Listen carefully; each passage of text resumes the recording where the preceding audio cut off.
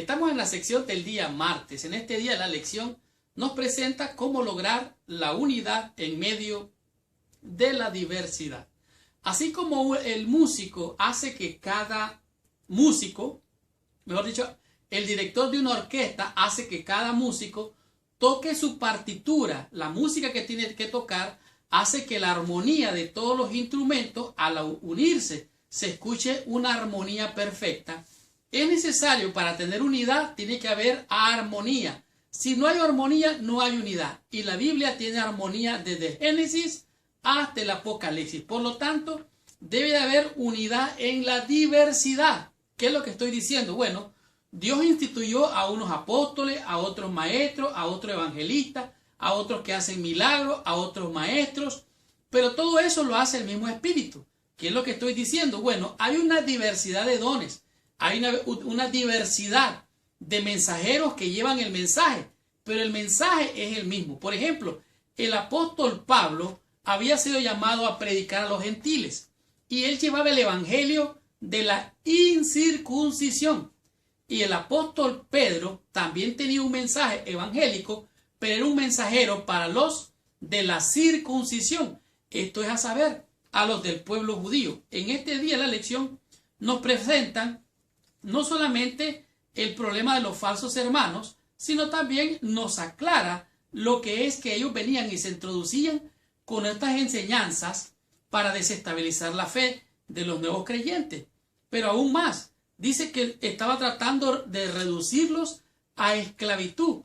¿Qué significa esto? Bueno, la ceremonia, los ritos, la circuncisión era parte de la esclavitud a la que estaban sometidos los judíos, a sus tradiciones y costumbres. Pero al venir el evangelio vino a dar libertad. Por ejemplo, en San Juan, en el capítulo 8, en el versículo 31 en adelante, dice lo siguiente: dijo entonces Jesús a los judíos que habían creído en él: si vosotros permaneciereis en mi palabra, seréis verdaderamente mis discípulos. Versículo 32.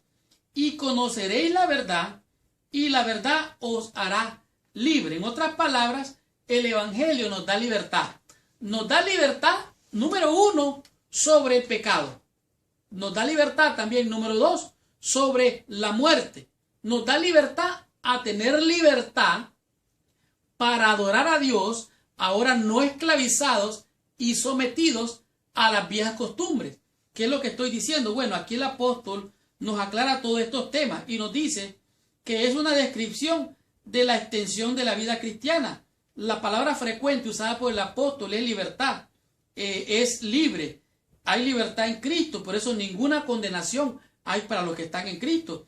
La libertad para el cristiano, sin embargo, significa libertad en Cristo. Es la oportunidad de vivir una vida de devoción para Dios sin estorbos, de tal manera que hay una libertad del poder de la muerte, del pecado, y hay una libertad para adorar a Dios. Es más, somos libres de toda condenación. ¿Por qué? Porque Cristo nos ha hecho libres. Ahora, los discípulos y también los apóstoles reconocían que Pablo había sido llamado a predicar el evangelio de la incircuncisión y que Pedro había sido llamado a predicar el evangelio de la circuncisión. Por lo tanto, entonces aquí nos dice la lección: los apóstoles reconocían que Dios había llamado a Pablo para predicar el evangelio a los gentiles, así como había llamado a Pedro para predicar a los judíos.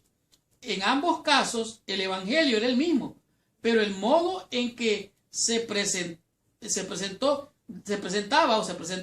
dependía de las personas a las que los apóstoles intentaban alcanzar. Si usted quiere hablarle a los americanos, ¿le va a hablar en qué?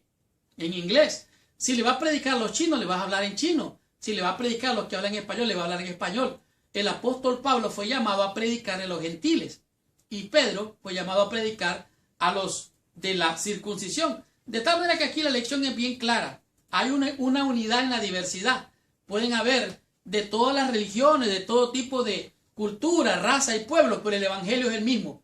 La salvación es por gracia, es por fe, por medio de la muerte de Cristo.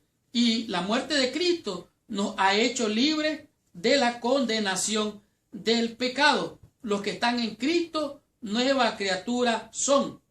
Por lo tanto, como dice aquí en Romanos, ya no estamos en el pecado. Versículo 16, capítulo 6 dice: ¿no sabéis que si os sometéis a alguien como esclavo para obedecerle, sois esclavo de aquel a quien obedecéis, sea el pecado para muerte o sea de la obediencia para la justicia? Pero gracias a Dios que aun que erais esclavos del pecado, habéis obedecido de corazón a aquella forma de doctrina, la cual fuisteis entregados. Por lo tanto, dice aquí: y liberados del pecado, venís a ser siervos de la justicia. Cristo nos ha dado libertad. Somos libres en Cristo. Ya no somos esclavos. Y estos judíos de la circuncisión estaban tratando de traer a la iglesia a caer en la esclavitud de las ceremonias, de los ritos, y de esta manera desviarlos del mensaje. Dice aquí: es precisamente esta unicidad lo que forma la base de la unidad cristiana, precisamente como la unidad en la diversidad. Hemos sido llamados a predicar que Cristo liberta. En el libro de Gálatas, en el capítulo 2, el versículo del 7 es bien claro. Gálatas capítulo 2, versículo 7 nos dice de la siguiente manera. Dice así: antes, por el contrario, como vieron que me había sido encomendado el evangelio de la incircuncisión, como a Pedro el de la circuncisión. Así es que es claro, el evangelio hay unidad. Aunque hay diversidad, el mensaje es uno.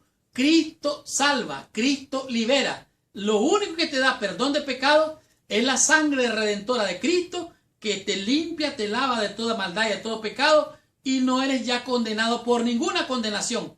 Eres libre del pecado, libre de la muerte, y ahora eres libre para adorar a aquel que te llamó de las tinieblas a su luz admirable. Continuemos con la lección.